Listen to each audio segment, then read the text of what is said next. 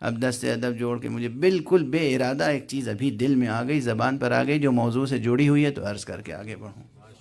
یہ جو ہندوؤں کا فلسفہ ہے، ان کے پاس بھی فلسفہ ہے، کئی فلسفے ہیں ان کے ہاں، 5 مستند فلسفے ہیں، لیکن ایک غالب رجحان جو ہے برہمنیت، براہمہ کا ایک نظریہ یہ ہے کہ وہ نبوت کا انکار کرتے ہیں، وہ اصل نبوت کا انکار کرتے ہیں، کہتے ہیں ہمیں نبوت کی ضرورت نہیں۔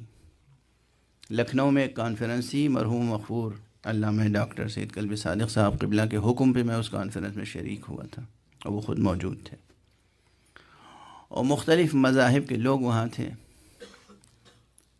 مسئلہ کچھ اور تھا، کانفرنس کسی اور موضوع پہ ہوئی تھی۔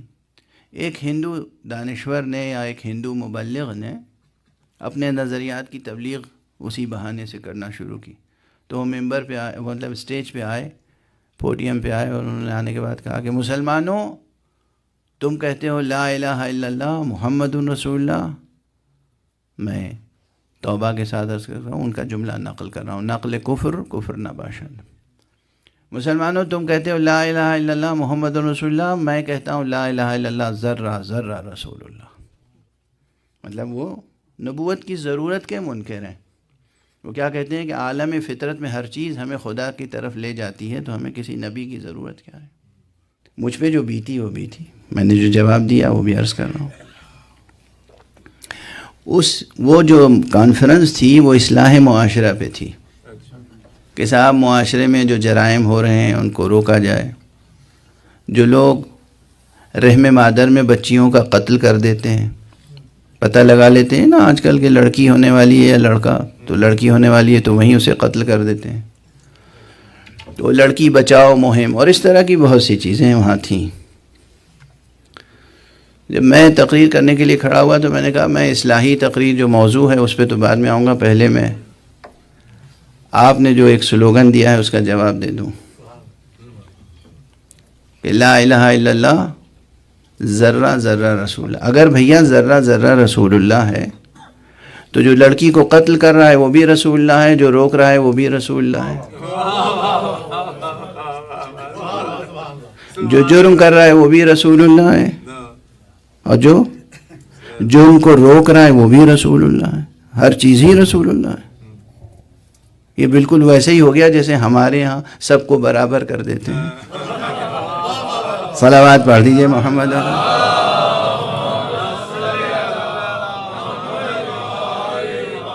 یہ تو وہی ہو گیا نا کہ قاتل بھی رضی اللہ تعالیٰ اور مقتول بھی رضی اللہ تعالیٰ، تو جو جرم کر رہا ہے وہ بھی رسول اللہ، اور جو جرم نہیں کر رہا ہے، جرم روک تھام کر رہا ہے اس کی، وہ بھی رسول اللہ۔ تو یہ نظریہ براہمہ کا ہے کہ ہمیں نبوت کی ضرورت نہیں، ہم براہ راست خدا کو پہچان لیں گے۔ پہچان لیں گے تو کیا کریں گے؟ براہ راست پہچاننے کا نتیجہ کیا ہوگا؟ نعوذ باللہ، 100,000 بار نعوذ باللہ۔ کوئی اللہ کو درخت کی شکل میں پہچانے گا، کوئی اللہ کو کسی نعوذ باللہ حیوان کی شکل میں پہچانے گا، کوئی اللہ کو کسی خاص شکل میں پہچانے گا اور اس کا بت بنا لے گا۔ براہ راست جب پہچاننا شروع کریں گے تو یہ ہوگا۔ ہمارے ہاں بھی یہی ہوا، جنہوں نے سرکار رسالت مآب اور اہل بیت پیغمبر سے توحید کا عقیدہ نہیں لیا، وہ خدا کی تجسیم کا قائل ہو گئے۔ یہی تو ہوا۔ جنہوں نے قرآن اور نہج البلاغہ سے نہیں سیکھا، وہ یہ مانتے ہیں اللہ تعالیٰ کا ایک جسم ہے۔ اب میں اس کی تفصیل نہیں بیان کروں گا، طبیعت اور خراب ہو جائے گی، آپ لوگ سنتے رہتے ہوں گے۔ تو یہ یاد رکھیے کہ یہ نظریہ کہ ہمیں رسالت کی ضرورت نہیں ہے، یہ درست نہیں ہے، اور اسی لیے میں نے جناب جوش ملیح آبادی کے ایک شعر کا جواب کہنا ضروری سمجھا۔ جوش ملیح آبادی کا ایک مشہور شعر ہے، لوگ خوب جھوم جھوم کے داد دیتے ہیں، اور وہ شعر یہ ہے کہ ہم ایسے اہل نظر کو ثبوت حق کے لیے، اگر رسول نہ ہوتے یا اگر رسول نہ آتے تو صبح کافی تھی۔ صبح کافی تھی، صبح کافی تھی، اگر رسول نہ آتے تو صبح کافی تھی۔ آپ اتنے بڑے دیدہ ور ہیں، دنیا کے سارے سائنسداں صبح کا مشاہدہ کرتے ہیں، کیوں خدا کے قائل نہیں ہوئے؟ بظاہر شعر دل آویز ہے، لیکن بباطن یہ برہما کے نظریے تک پہنچ جاتا ہے کہ ہمیں رسول کی ضرورت نہیں ہے اگر ہم دیدہ ور ہو گئے۔ نہیں، ہمیشہ رہے گی، آپ جتنے بھی بڑے دیدہ ور ہو جائیں آپ کو رسول کی ضرورت رہے گی، رسالت کی ضرورت رہے گی۔ اور اس لیے اس فقیر نے کہا کہ نہ مدرسے نہ مساجد، نہ فلسفہ نہ کلام، ثبوت حق کے لیے بس حسین کافی ہے۔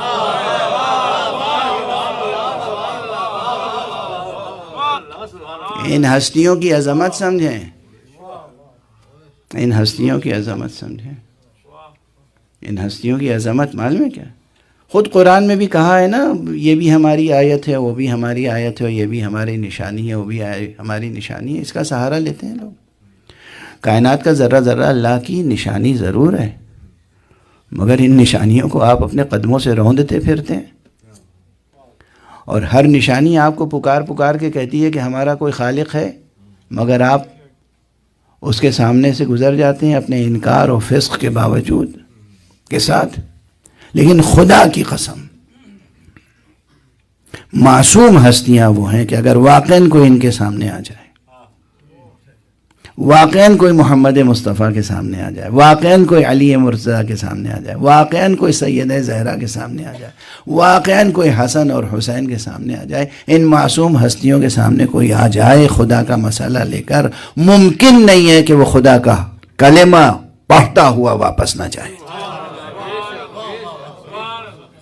ممکن نہیں، ممکن نہیں ہے۔ تاریخ میں آج تک کوئی ایک مثال نہیں آپ کوئی ڈھونڈ کے لا سکتے کہ فلاں آیا اور امام سے گفتگو کی، رسول سے گفتگو کی اور منکر چلا گیا۔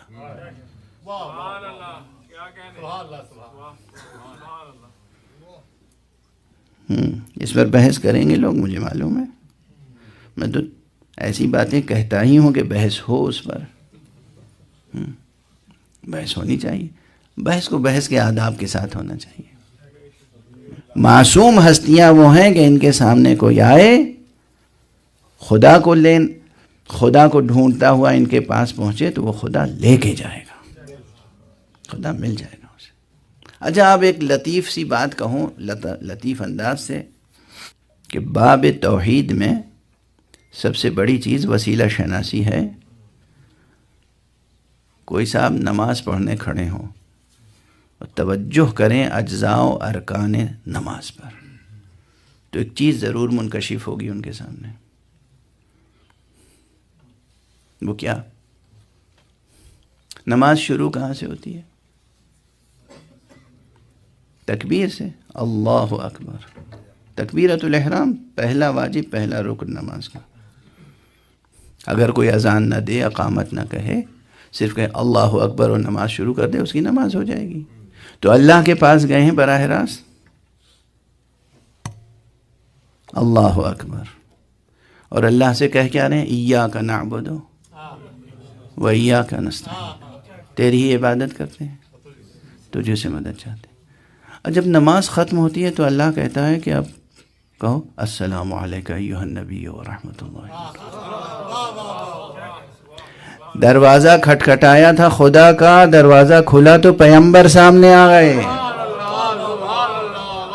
صلوات پڑھ دیجئے محمد و آلہ۔